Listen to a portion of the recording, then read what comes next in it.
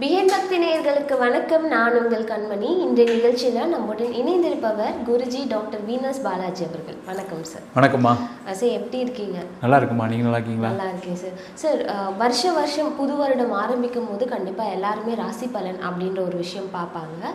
ஆனால் ராசி பலனை தாண்டி வாழ்நாள் ராசி பலன் அப்படின்ற ஒரு விஷயம் இருக்குன்னு யாருக்குமே இங்கே தெரியல.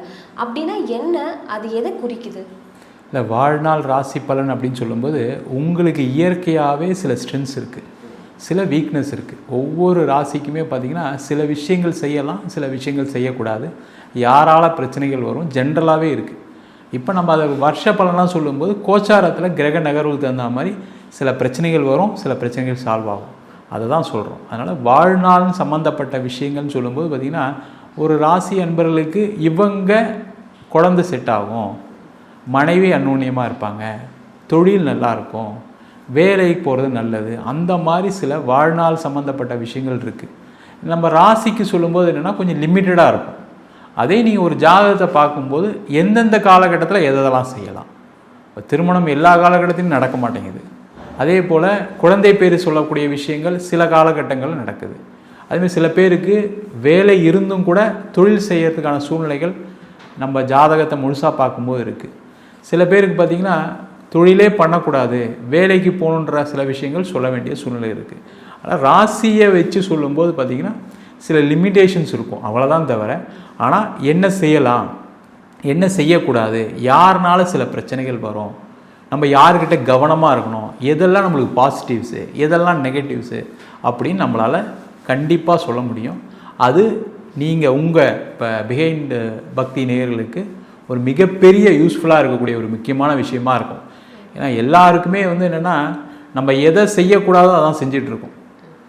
சில விஷயங்கள் பார்த்திங்கன்னா நமக்கு தெரியாமல் சில விஷயங்கள் செஞ்சிட்ருக்கோம். அது உறவுகளாக இருக்கலாம், தொழிலாக இருக்கலாம், பண வரவுகளாக இருக்கலாம், அதெல்லாம் பண்ணிகிட்ருக்கோம். அது சில விஷயங்களை அவாய்ட் பண்ணிட்டோம் அப்படின்னாவே லைஃப் சிறப்பாக இருக்கும். சிம்மம் ராசி நேயர்களுக்கு இந்த வாழ்நாள் ராசி பலன் எப்படி இருக்கும் சார்?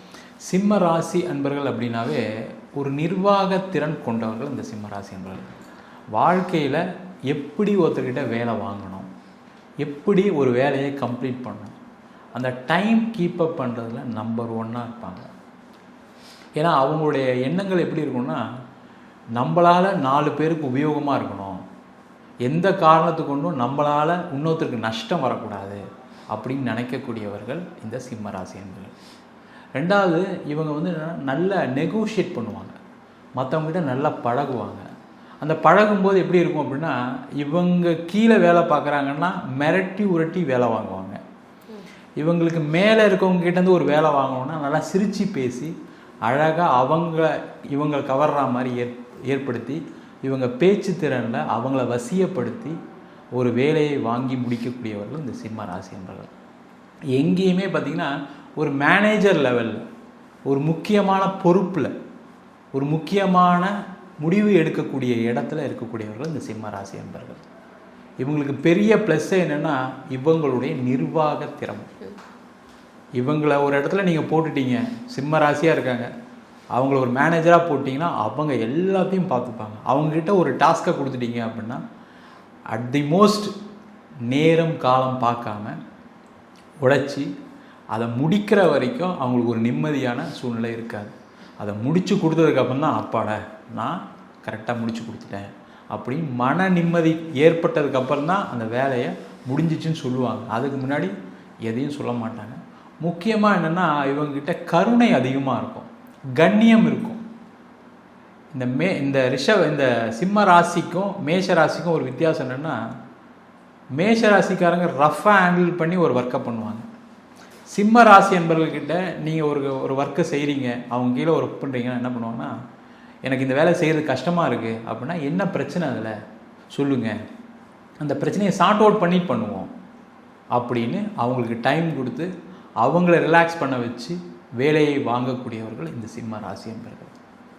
இவங்களுக்கு பெரிய நெகட்டிவ் என்ன அப்படின்னா, அம்மா அப்பா தான் நெகட்டிவே. அம்மாக்காக அப்பாக்காக வாழ்க்கையை இழக்கக்கூடியவர்கள் இந்த சிம்ம ராசி என்பவர்கள்.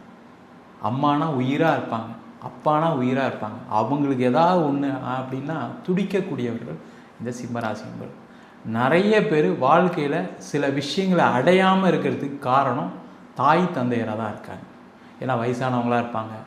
எங்கள் அப்பா அம்மா விட்டுட்டு போனால் நான் எப்படி அந்த வேலைக்கு போகிறது, வெளிநாட்டு போய் எப்படி வேலை பார்க்குறது, அவங்க கஷ்டப்படுவாங்க, அவங்கள பார்த்துக்கிறதுக்கு ஆள் இல்லை, கூட பிறந்தவங்க இருந்தால் கூட இவங்க அதிகமாக கவனம் செலுத்தி அவங்கள பார்த்துக்கணும்னு நினைப்பாங்க.